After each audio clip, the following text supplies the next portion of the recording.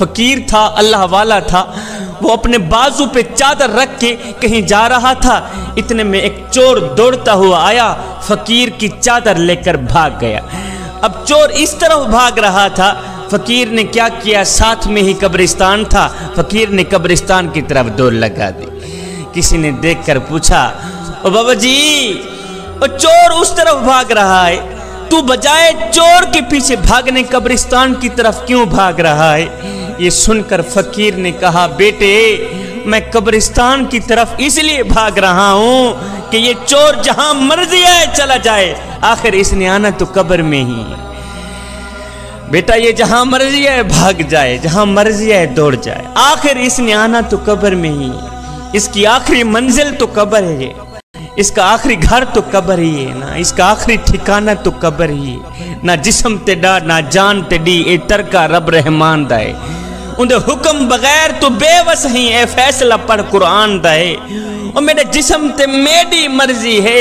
اے وہم گمان انسان دا ہے، اور تیری روح شاکر مالک دی تیرے ڈھانچہ قبرستان دا ہے۔ بیٹا یہ جہاں مرضی ہے چلا جائے،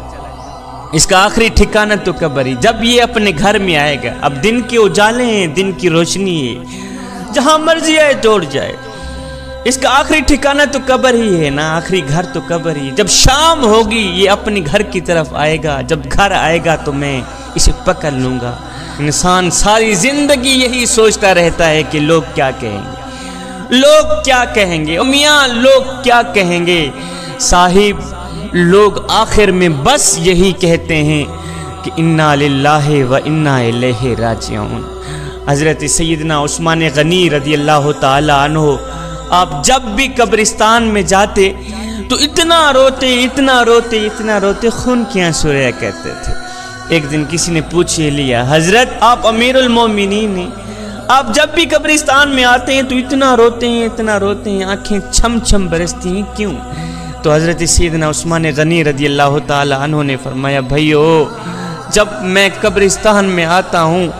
جب قبرستان کی دہلیز پر میں قدم رکھتا ہوں تو میرے آقا کا وہ فرمان یاد آ جاتا ہے کہ میرے آقا نے فرمایا تھا، عثمان قبر آخرت کی منزلوں میں سے پہلی منزل ہے، آخرت کی منزلوں میں سے پہلی منزل ہے، اگر یہاں نجات مل گئی تو بعد کے سارے مراحل آسان ہو جائیں گے، اگر یہاں نجات نہ ملی تو بعد کے سارے مراحل دشوار ہو جائیں گے۔ اور میرے عثمان قبر آخرت کی منزلوں میں سے پہلی منزل ہے۔ جوانوں جب بھی قبرستان میں گیا کرو تو رویا کرو، فکر کیا کرو اپنی آخرت کی، قبر کی فکر کیا کرو۔ قبر دن میں پتہ نہیں کتنی بار آوازیں دیتی ہیں، اے حضرت انسان میری کوٹھنی ہوں روشنی لے کے آنا، میرے اندر سانپ ہیں بچھو ہیں، میرے اندر کیڑے ہیں مکوڑے ہیں، عذاب ہی عذاب ہے، نیک اعمال لے کے آنا، اللہ اکبر، اچھے اعمال لے کے آنا۔ اے حضرت انسان تجھے پتہ نہیں ہے کہ قیامت کے بازار میں نیک اعمال کے مطابق ہی مرتبے ملیں گے، اچھے اعمال کے مطابق ہی مرتبے ملیں گے۔ اگر اعمال اچھے ہوں گے تو جزا ملے گی، اگر اعمال اچھے نہیں ہوں گے تو پھر سزا ہی سزا، پھر شرمندگی ہی شرمندگی۔ اے بندے آ جا اس کریم رب کی دہلیز پر، آ جا اس کریم رب کی چوکھٹ پر جو ایک ماں سے نہیں سب سے زیادہ محبت کرنے والا ہے۔ اللہ اکبر، اس کی ذات تو آوازیں دے رہی ہیں، اور میرے کریم نبی کی امتی میری رحمت تو بنی ہی تیرے لیے، ایک بار تو میری چوکھٹ پہ آ کر تو دیکھ، ایک بار اپنے سر جھکا کر تو دیکھ، ایک بار اپنی آنکھوں سے آنسو بہا کر تو دیکھ، بخشش کی حد نہ کر دوں مجھے رب العالمین بھی نہ کہنا، بخشش کی انتہا نہ کر دوں مجھے رب العالمین بھی نہ کہنا۔ بچہ دنیا میں صرف ایک ہی ہنر لے کر آتا ہے، وہ ہے رونا۔ بچہ رو رو کر اپنی ماں سے ہر بات منوا لیتا ہے۔ ہے کتنے بدبخت لوگ نکلے ہم، کتنے بد نصیب لوگ نکلے ہم کہ ہم رو رو کر اس اپنے رب سے اپنے گناہوں کی بخشش بھی نہ کروا سکے جو ایک ماں سے نہیں 70 ماؤں سے بھی زیادہ محبت کرنے والا ہے۔ اے حضرت انسان تیرے اندر یہ جو میں ہے نا، میں اسے نکال دے، اسے ختم کر دے، اس میں کو مار دو، نہیں تو یہ تمہیں مار دے گی۔ تم لوگوں نے اپنے اندر یہ جو شیطان بٹھا رکھا ہے نا، اس شیطان کو نکال دو، اس شیطان کو گرفتار کر لو، نہیں تو یہ تم ہی گرفتار کر لے گا۔ اس شیطان کو مار دو، نہیں تو یہ تم ہی مار دے گا۔ اقبال نے کیا خوب لکھا تھا کہ ایسا نہیں کہ نفس کا شیطان مر گیا، شیطان تو ہے زندہ، انسان مر گیا، سجدوں پہ سر جھکانے کی فرصت نہیں رہی، مومن کی روح میں بسا مسلمان مر گیا، مسجد تو پکی بن گئی اور شاندار بھی کچی ہیں رب سے چاہتے، ایمان مر گیا، حیرت ہے تیری قسمت پہ اے اقبال، پیدا ہوا تھا خوشنما ویران مر گیا۔ اے حضرت انسان، تو کمزور پیدا ہوا تھا،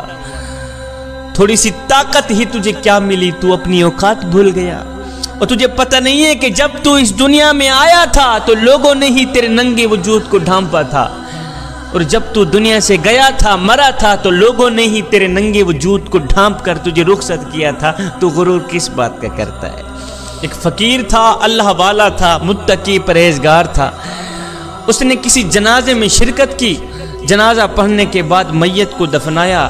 میت کے بعد ساتھ میں ایک نوجوان کھڑا تھا۔ اس اللہ والے نے اس نوجوان کو کہا، اے نوجوان، تیرا کیا خیال ہے؟ اگر یہی مرنے والا شخص جس کو ہم نے ابھی دفنایا ہے، دفن کیا ہے، اگر یہ دوبارہ دنیا میں آ بھی جائے تو اب یہ کیا کرنا پسند کرے گا؟ جس کو ہم نے ابھی دفنایا ہے نا، اگر یہ دوبارہ دنیا میں آ بھی جائے تو اب یہ کیا کرنا پسند کرے گا؟ تو اس نوجوان نے کہا، بابا جی، اگر یہ دوبارہ دنیا میں آ بھی جائے تو کرنا پسند کرے گا، اب یہ قرآن پڑھنا پسند کرے گا، اب یہ استغفار کرنا پسند کرے گا، اب یہ اللہ کو راضی کرنا پسند کرے گا۔ ہے یہ سن کر بابا جی رو پڑے، رو کر کہنے لگے، بیٹے، مرنے والا تو یہ کام نہیں کر سکا، تم ضرور کر لینا، اور مرنے والے کے پاس تو وقت نہیں تھا نماز پڑھنے کا، قرآن پڑھنے کا، اللہ کو راضی کرنے کا، تمہارے پاس تو وقت ہے نا، تم قرآن پڑھ لینا، تم اللہ کو جوانو اللہ کو راضی کر لو نا، پکی توبہ کر کے اللہ کے ساتھ اپنا معاملہ درست کر لو، ابھی وقت ہے ہمارے پاس، ابھی آنکھیں کھلی ہیں، آنکھیں بند نہیں ہوئی۔ میرے حضور علیہ السلام نے فرمایا، میں اللہ کا حبیب ہوں، میں اللہ کا حبیب ہوں۔ پھر فرمایا، جو جوان جوانی میں توبہ کرتا ہے وہ بھی اللہ کا حبیب بن جاتا ہے۔ جوانو، آؤ نا اللہ کے حبیب بن جاؤ، اللہ کے دوست بن جاؤ۔ جب تم اپنی ساری زندگی مالک کے نام کر دو گے تو پھر وہ ساری کائنات تمہارے نام کر